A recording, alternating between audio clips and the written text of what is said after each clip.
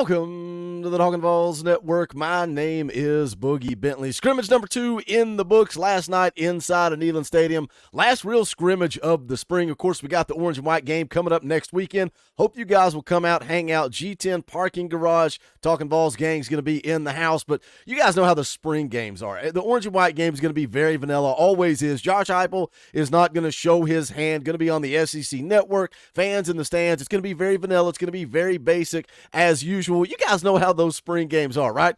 Some third stringer will go out and make a couple of plays. A walk-on will make a couple of plays. Everybody will be talking about him on the internet, and then fall rolls around, and that guy is buried on the depth chart as usual. But scrimmage number 2 in the books last night. Sounds like the defense once again won the day, led by this dominant defensive line. Keenan Peely is a guy that's playing really good football throughout the spring. That's good. You're going to need that leader as we roll into the fall. Also, guys getting praised by Josh Heupel, Andre Turrentine, and also Jermod McCoy, transfer corner from Oregon State. So some defensive guys making plays. Of course, that veteran group on the defensive line is leading the charge. But, you know, we talk about how iron sharpens iron, and sometimes we'll talk about the wide receiver room, right? You got that competition, and that makes you a better football team, but also iron sharpens iron when you've got to go against that defensive line every single day in practice. It's trial by fire. This offensive line, these young offensive linemen, got thrown to the wolves, and that's going to make you a better football team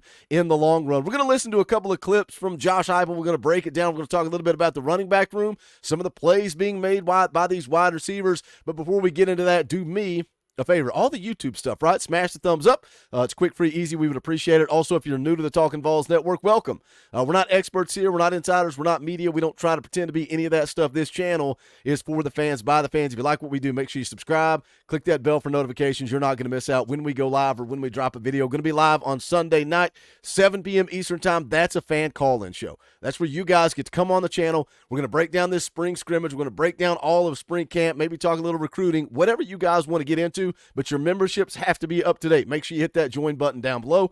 You can do that for as little as $1 a month. But make sure you join us Sunday night, 7 p.m. Eastern time. Let's get into it. Let's take a listen to Josh Heupel talking about this spring scrimmage that took place last night inside of Neyland Stadium. We're going to start off talking about this defensive line, what I think is the strength of this football team rolling into year 4 of the Josh Heupel era. Let's take a listen.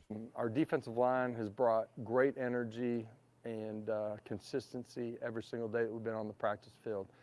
Veteran group, especially on the interior, that has kind of led the way. Our edge group continues to get better, and the young guys and new guys have really grown inside of it really quickly, and they're playing with great pad level. They're using their hands better than they ever have, and I'm not just talking in pass rush, in the run game too. So really like what that group's done. Rodney Garner, best defensive line coach in the country, hands down. What he's been able to do with that room, not only, developmental-wise, we know that's what Coach Garner's going to do, but also on the recruiting trail, right? It's the picture-perfect group. If we could follow that up with a wide receiver room like that, a running back room, the secondary, you just stack recruiting class on top of recruiting class, and that's how you end up with this depth that everybody is raving about, everybody's talking about, because it's not just the ones on this defensive line. Yeah, you know this group is going to be led by James Pierce, but you got a lot of upperclassmen: Elijah Simmons, Omar Norman Lott, Omari Thomas, Bryson Eason on the inside. I mean, you're going 3 deep with Jackson Moy and David Hobbs, a guy that's going into his sophomore year that I think has the opportunity to be a really special player on this defense under Rodney Garner. Tyree West, Dominic Bailey, Joshua Josephs, Caleb Herring. The list goes on and on and on. It's so deep. There's so much talent. Tim Banks, we've said it a lot, going out there in front of the media and saying, we've got the best defensive line in the country. As a coach, you don't do that. You don't inflate the ego of these 18 to 22-year-old kids unless you believe in them. They are bought in, and he truly believes this is the best defensive line in the country. And that's going to make this defense even better in 2024. Is 2024 the year of the Volunteers? Are you starting to believe? Are you starting to buy in? We knew this defensive line was going to be good. But we're going to get into the wide receivers. We're going to talk about the running backs. The secondary is starting to improve. That's kind of been the narrative the last couple of days on this channel. All of a sudden, I'm going from 9-10 wins. Can we get 10 to 11 wins? Is this team a college football playoff team? I think they have every possibility of being that. Let's hear more from Josh Heupel talking about his defensive line. Strategic to build up that D line over this point in time. Is this how you thought it would be, having this much depth up there? Yeah, you want to be really good as a football team. It starts with your defensive line, and you know, just how we got here, everything that the circumstances that were here when we first got here. It's taken a little time to build that group up, but certainly, you know, just the athleticism across the entire group, and so really like what Coach Banks, Coach Garner, and Coach Eckler have done with that group, and we still got a lot of room to grow before we're where we need to be when we open up.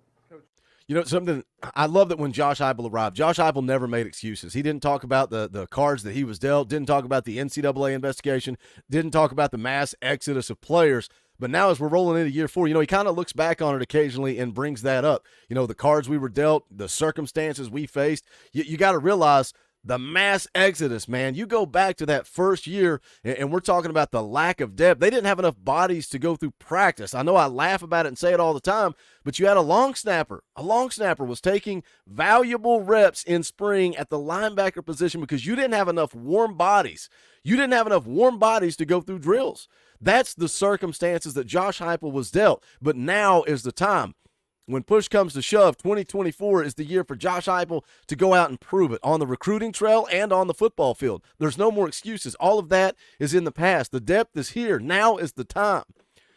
He goes on here to talk about the offensive line because you're talking about a young group. In the scrimmage yesterday, Cooper Mays, John Campbell, Javonte Spraggins, and Jackson Lampley, all 4 did not practice. They are limited.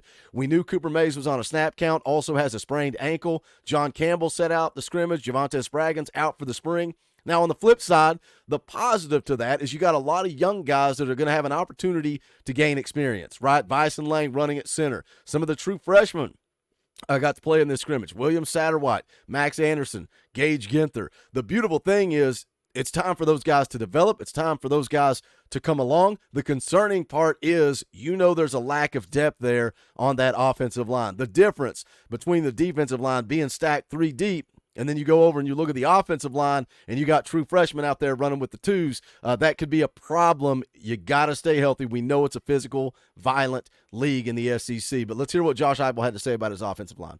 When we met with him, he told the young guys there would be some dark days. How do you see, but they would be better on the other side. Yeah. How do you see that young group growing, given what you just talked about, They're a lot, the depth that they're going through? Yeah, they're a lot better today than they were when we started spring ball. It won't just be on the back end of it. It's a group that I like their athleticism. They got to continue to mature physically. You know, those guys, a lot of them are doubling up their reps right now with a lot of our vets, you know, just from the end of the season being banged up and not repping here in spring ball.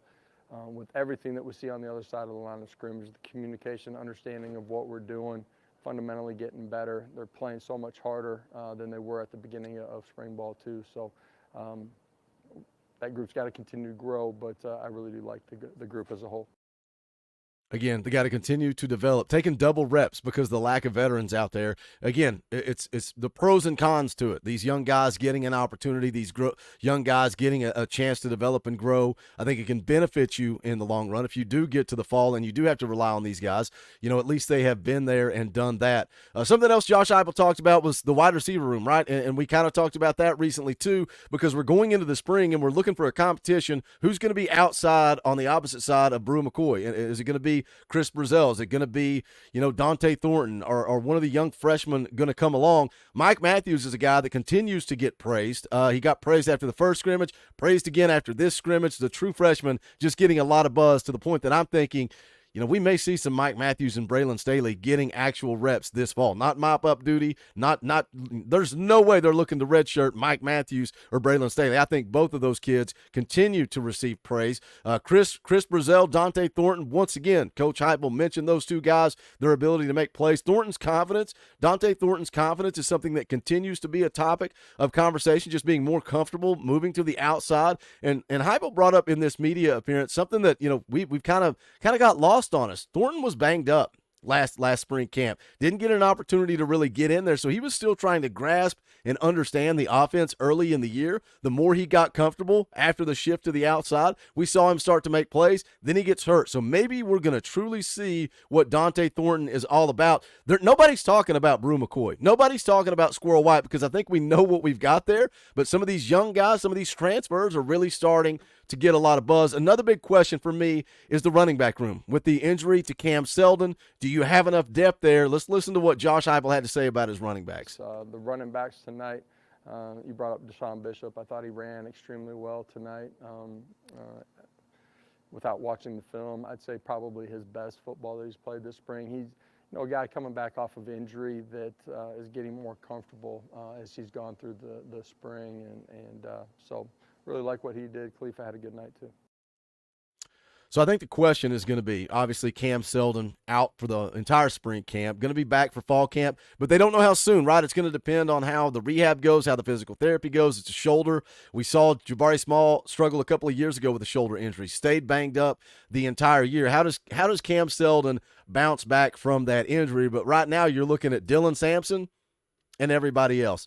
Do you go to the transfer portal? That's the question here. Do you go to the portal to add depth in that running back room? You can't just lean on Dylan Sampson. Not in college football in 2024. You got to have more than one guy. And can that guy be Deshaun Bishop? Hearing that he's played his best football since arriving at Tennessee, is he truly running back number 2 for Tennessee in the SEC? Is Deshaun Bishop truly an SEC running back? Do you believe that? More importantly, does Josh Heupel believe that? You know, Go Vols 247, VolQuest, all the media are talking about how Josh Heupel's been spending a lot of time with the running backs in practice, monitoring, seeing if he has that confidence to roll with Dylan Sampson and Deshaun Bishop as his running backs, or Dylan Sampson and Khalifa Keith, a guy that he said also had a good night. So that's kind of the question here. Do they trust that running back room, or do they look to go to the portal? What do you guys say? Put it in the comment section. Let's talk about it.